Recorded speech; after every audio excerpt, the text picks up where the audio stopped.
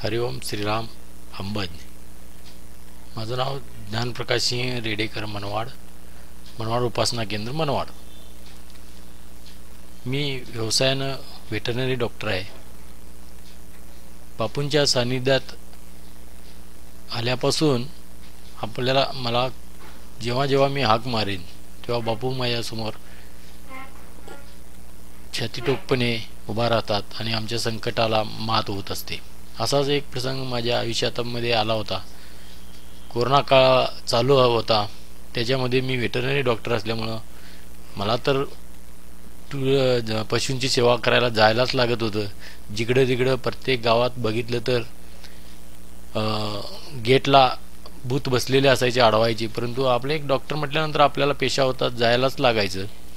असं जात असताना मी बापूंना म्हणत होतो की मला कुठल्याही प्रकारचा इजा व्हायला नको। आणि सगळीकडे अशी भीतीचं वातावरण होतं। बघितलं तर कोरोनाचे महाभयानक हे भयंकर असे रुद्रावतार झाला होता।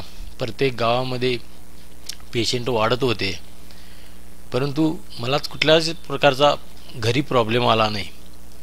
असाच एक माझे बहिणीचे मिस्टर, गावातच एक माझी बहीण दिलेली आहे, त्यांना मिस्टरना नेताजी पाटील म्हणून आहेत, त्यांना कोरोना झाला, पॉझिटिव्ह निघाले।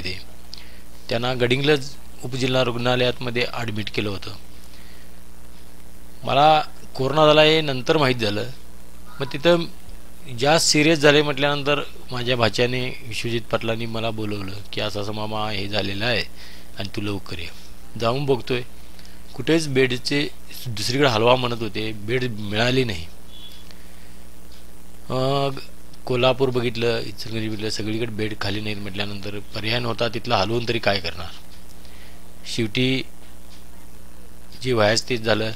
पॉझिटिव्ह असल्यामुळं त्यांचा मृत्यू झाला आणि प्रशासन उपजिल्हा रुग्णालय काय म्हणत होतं की हा घरी घेऊन जाऊ नका पेशंट, की तुम्ही गडिंग्लजमध्येच तिचे अंत्यविधी करा। आम्ही पण त्यांचं ऐकलं की गावाला त्रास नको, आम्ही गडिंग्लजमध्येच ती अंत्यविधी केली। परंतु अशी प्रकार झाला की आम्ही संपर्कात आल्यामुळे आम्हाला क्वारंटाईन व्हायला लागत होतं। त्यामुळं मी म्हटलं गावी कशाला जायचं, इथूनच गडिंग्लजवरून मी आणि आमचा एक पाहुणा उदय कासारकर त्याच्या गावी नांगनूरला गेलो आणि घरी न सावता आम्ही शेतातील शेडवर थांबलो होतो।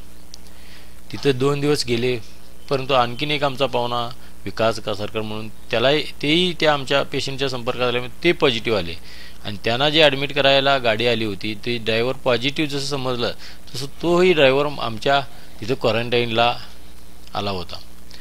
त्यामुळं मला आणखीन जास्त भीती वाटायली। म्हटलं हाही पॉझिटिव्ह होऊन इथं आला, आता मला काय झालं तर काय करायचं। बापूंना म्हटलं काय होतं ते होऊ दे, मी आता इथून सुटणार आणि घरी जाणार। आणि मी 2 व्हीलर घेतलो, जसं निघालो मनवाडमध्ये गेलो आणि मी एकच सांगितलं बापूंना की आम्हाला धावाच करत होतो की काही होऊ नये, कारण एक पेशंट आमच्या नात्यातला असल्यामुळं मला वाटत होतं आता संख्या वाढणार की काय। परंतु बापूंच्या कृपेनं आम्ही एकच हे केलं होतं की घरात कुठल्याही प्रकारचं कोणालाही बाधा नको। आणि खरोखरच सर्वांच्या टेस्ट केल्या, एकाही आमच्या घरातील एवढे संपर्कात येऊन सुद्धा पॉझिटिव्ह आलेलं नाही।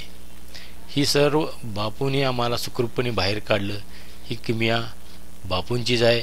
त्यामुळे प्रत्येक याच्यात मी बापूंच्या हाक मारल तेव्हा ते आमच्या कडेनडीला उभे असतात। हा माझा अनुभव आहे। हरिओम श्रीराम अंबज।